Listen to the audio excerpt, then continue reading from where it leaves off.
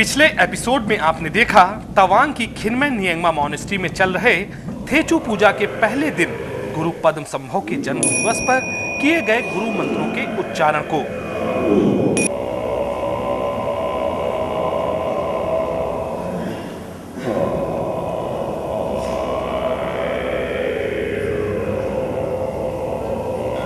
इस एपिसोड में हम आपको दिखाएंगे खिनमें मॉनेस्ट्री द्वारा आयोजित नृत्य की झलकियों को। जून के महीने में तवांग के इस खिनमें नियंगमा मॉनेस्ट्री में मॉनेस्ट्री का परिसर महोत्सव से रंगीन हो उठता है। लंबी सींगों के साथ मुखौटों से सुशोभित नर्तक विशेष प्रकार की ढोल के साथ नृत्य करते हैं।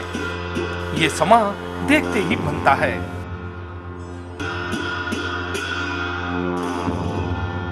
इस अद्वितीय और बेमिसाल नृत्य को देखने सिर्फ तवांग के स्थानीय निवासी ही नहीं बल्कि दूर दराज के इलाकों से भी भारी तादाद में लोग आते हैं। धार्मिक नृत्य के साथ साथ धार्मिक क्रियाकलापों और पूजा का कार्य भी चलता रहता है।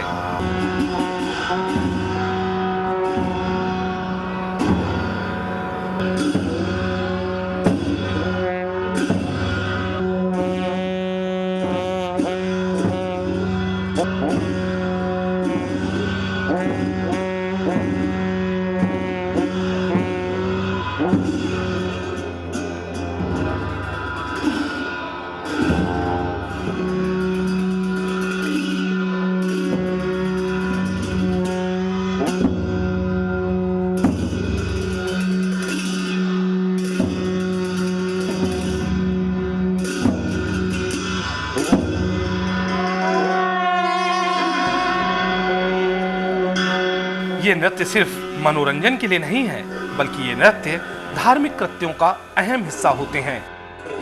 बौद्ध धर्म की सांस्कृतिक परंपराओं में इन नृत्यों का खास महत्व है। इस नृत्य के जरिए बुराइयों को नष्ट करने की तैयारी की जा रही है।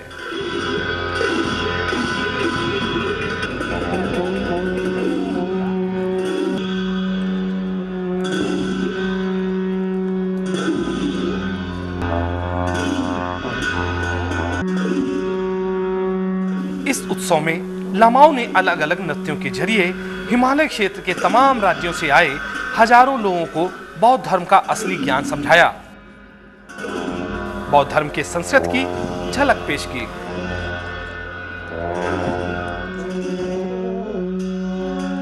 नृत्यों के दौरान खिनमें नियंगमा मॉनेस्ट्री के परम पूजनीय 14वें थिक्से रिम्पोचे ने लोगों का मार्गदर्शन भी किया। 여서도 백나고 나우치 갑닝 두니아스에 징가당 안나절 나데고 지게브런진 우저도지 가능하고 세 대분내 여서다다 대본으로 이직 메노 가당 속아버니나다 지그 징가당가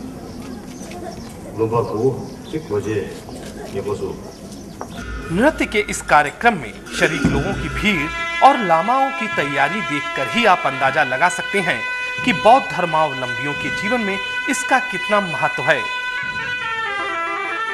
इस कार्यक्रम की अगली कड़ी में दिखाएंगे थेचू पूजा के तीसरे दिन के कार्यक्रमों की झलकियां।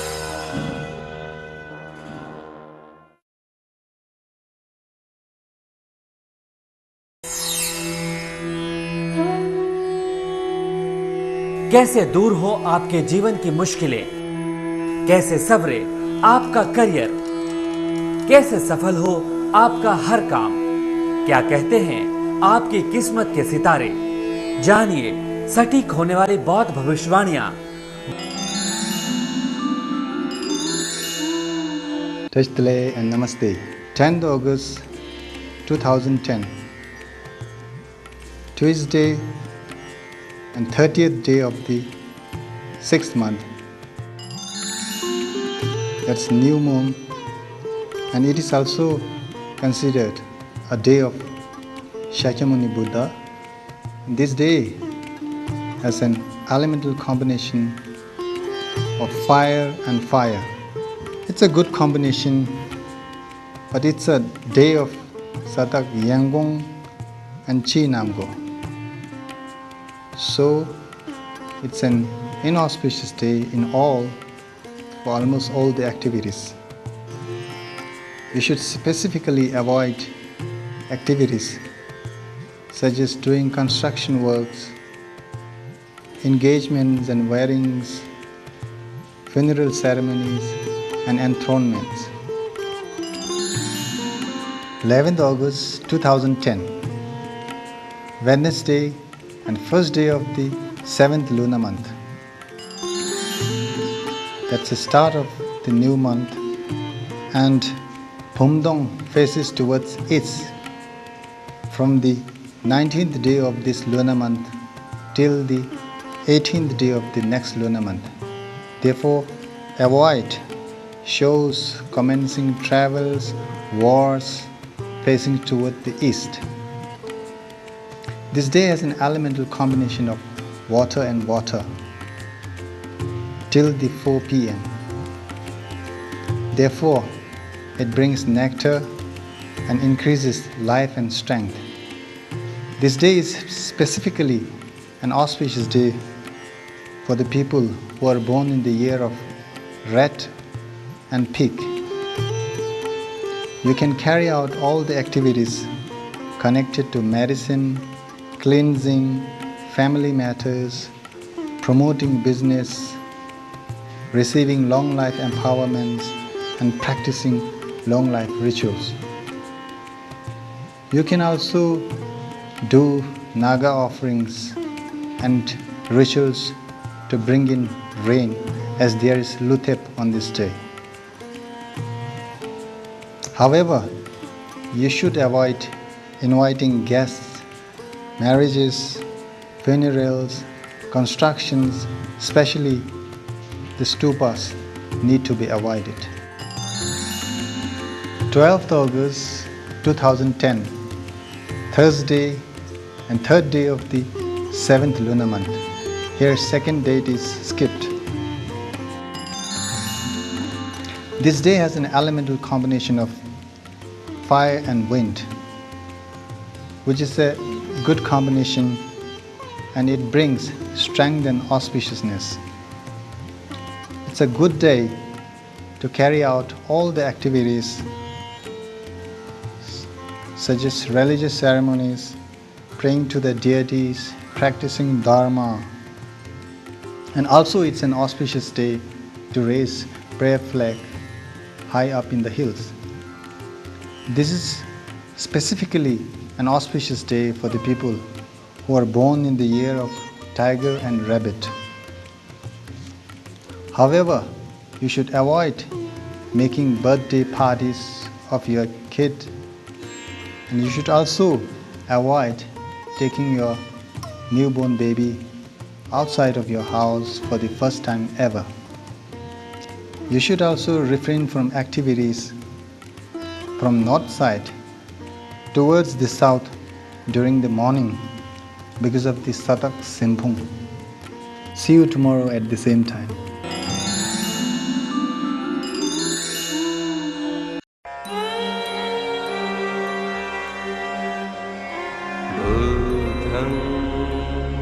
शरणं गच्छामि।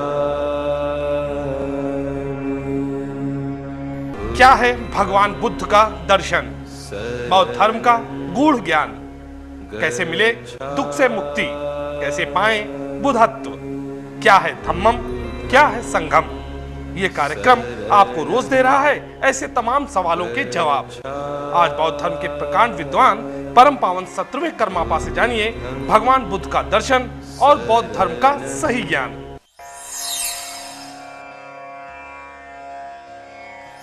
From my side, I can say that my life is very similar to yours. I'm not running around in a rush outside of the place where I live, but I am always running around in a rush on the inside of where I live. So we are in the same situation.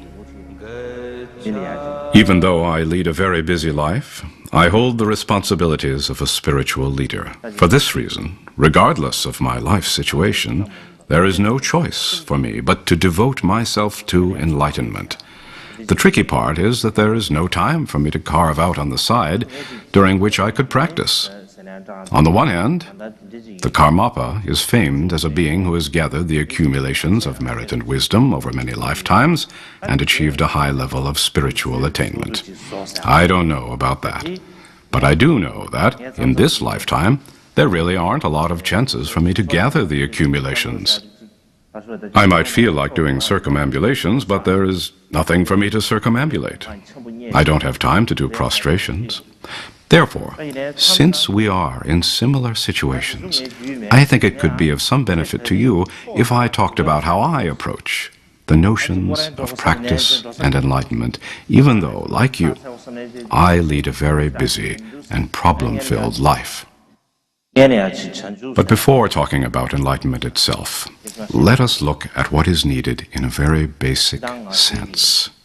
No matter how busy or frantic our lives are, it is important for us to cultivate a very basic sense of stability and calmness. Things may become very turbulent, but having a continual sense of mental ease, at least a kernel, is very important. Not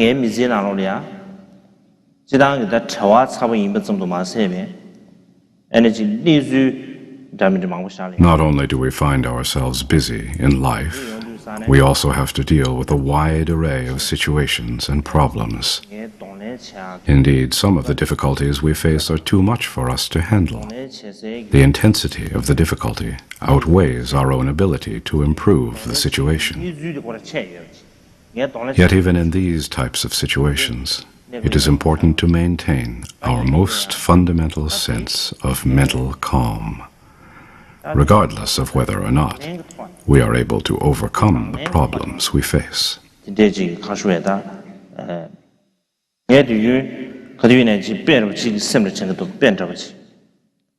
One example I frequently use to illustrate this principle is that of a heavy object being reflected in a mirror. You may have an object that is quite heavy, maybe 100 or 200 pounds, but no matter how heavy it is, none of its weight is borne by its reflection in the mirror. The mirror simply reflects the image of the object clearly, but the mirror is not weighed down by it. In the same way, we are continually coming face to face with challenging life situations. We cannot do anything to prevent these situations from occurring, and often we cannot change anything about them. However, in my opinion, whether or not we are weighed down by a difficult situation is up to us. It is not a foregone conclusion.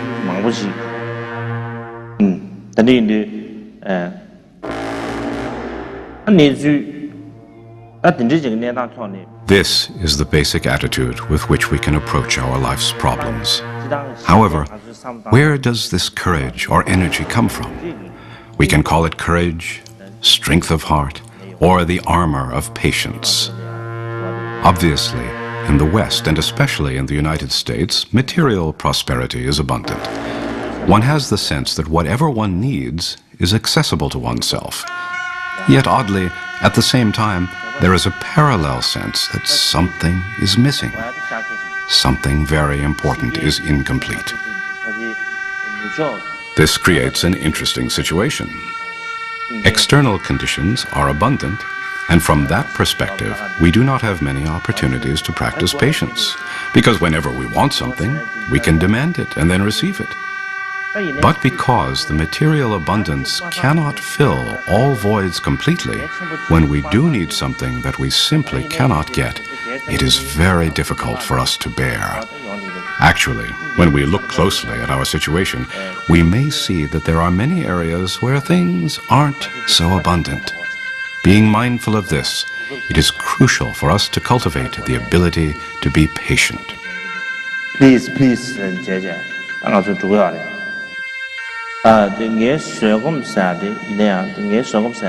Let me be clear, though, that I am not identifying patience as a passive acceptance of any negative situation. or an ability to tough it out at any time that things don't happen in the way one wanted them to. If I took that approach, I probably would never have made it here to the United States. If I had just said, oh, that didn't work out, oh, well, that's fine, I would never have made it here.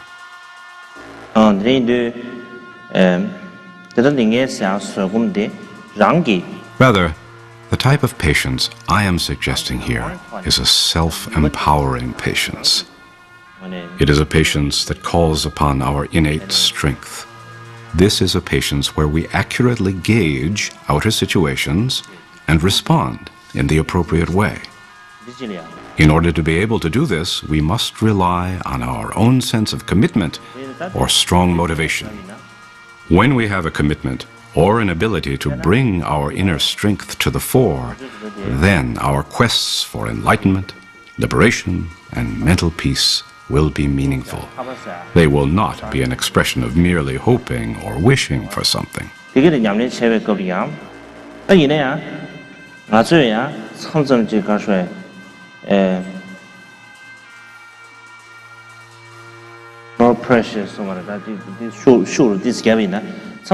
Nevertheless, when we make a commitment to focus our energy on practice in this way, we should avoid being too serious about what we are doing.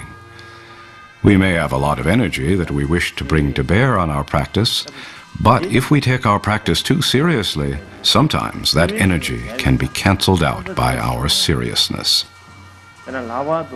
For example, we might have a great amount of the mental affliction of pride, and we may make a plan to overcome that pride by relying on an antidote. Taking the process very seriously, we identify the antidote and say to ourselves, I am going to use this antidote to overcome the affliction of pride.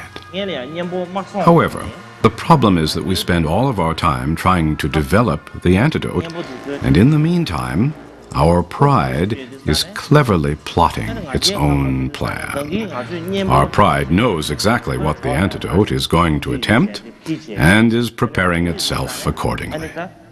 By the time we are ready to deploy the antidote, we discover that our pride has tricked the antidote and has befriended it, winning the antidote over to its own side. So then we are left wondering where our antidote has gone, and our pride remains completely intact. So, on the one hand, it is good to practice the Dharma very seriously and in a traditional way. We can be clear that we are on the antidote side, and we are going to overcome the mental afflictions which are on the side of what we want to get rid of. That's fine. But at the same time, the reality is that the afflictive emotions we have in our mind are very powerful.